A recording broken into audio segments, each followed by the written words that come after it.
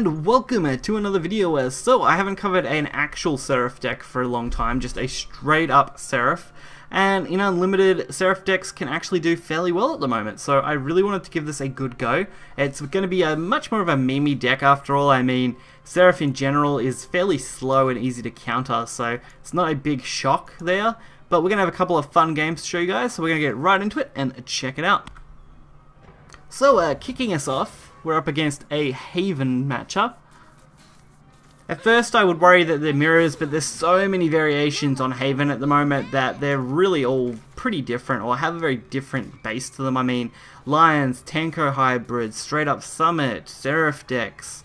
That doesn't even count full-on Control Rune, or... sorry, not Control Rune, Control Haven, or I guess... I'm trying to think of what goes with I guess Elena Haven. That's what I was trying to think of. So the first thing you will notice about this deck, especially if you looked at the deck list closely, is that there's no Garudas in this. Garuda was fairly unnecessary playing this deck, mainly because you can quite easily get the healing and holoeds in your hand, and Golden City of Gold automatically drops 1, so you only actually need 2 counter drops to work with Seraph. So really anything else is kind of unnecessary. But Seraphic Blade is a good start. If I'm worried about going up against a City of Gold, I definitely want to counter it as soon as I can normally. Just in case they are more of a Storm variant. And they did go for their own City of Gold. This time I decided to go for the Mori. I thought it was going to be a reasonably solid play, since I wasn't too worried about taking a little bit of damage here. Even if it is going to be 4.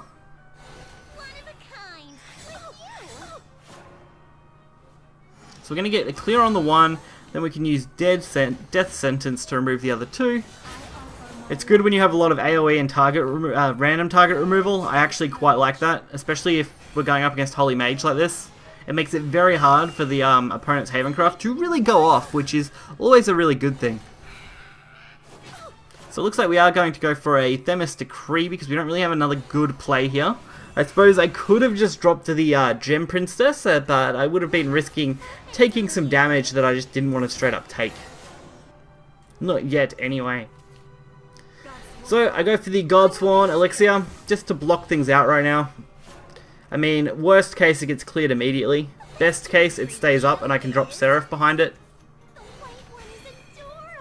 Really, Fall from Grace and any kind of Banish Amulet is definitely the worst thing for In-Statue Seraph to come up against. So it's definitely something to be very careful of.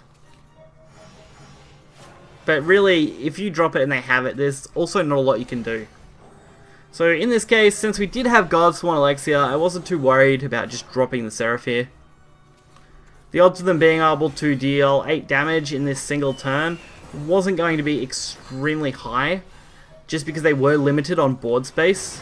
Like, that was pretty decent. If they had another Birdsong, they definitely would have had me.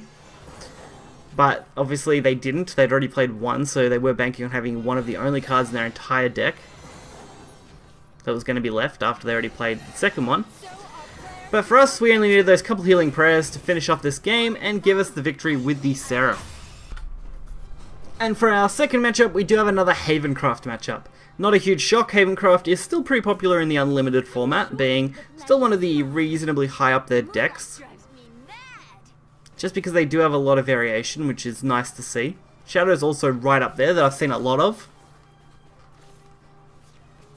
Shadow's not a big shock when I come up against that, although it's very 50-50 on if I can win or not. It usually just comes down to, can I draw my removal before they can flood their board to basically absolutely kill me. So usually early game's alright, it's once we get to kind of mid-game and it's a real decider in that matchup. This one though looked pretty promising to start off with. We went for a very similar one I played last time. And our opponent went for something very similar as well, another Golden City of Gold.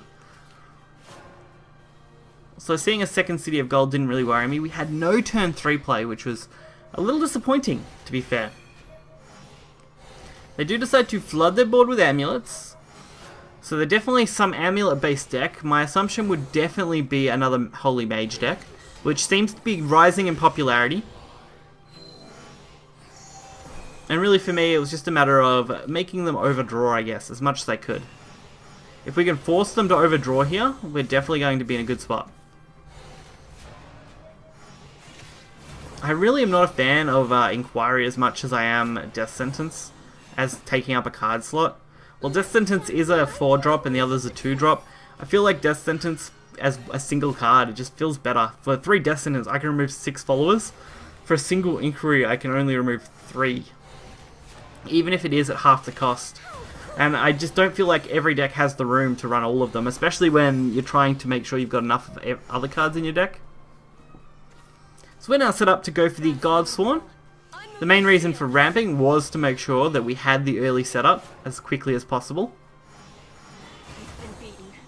And I knew my Godsworn was going to die there. The main idea was just to limit the damage we were going to take. And baiting that fall from Grace there was great. Seeing them play that out was absolutely amazing, because it means the odds of them having a second or third one was going to be reasonably low. Low enough chance that I'm happy to drop Seraph on 8. Which it looks like it might work out.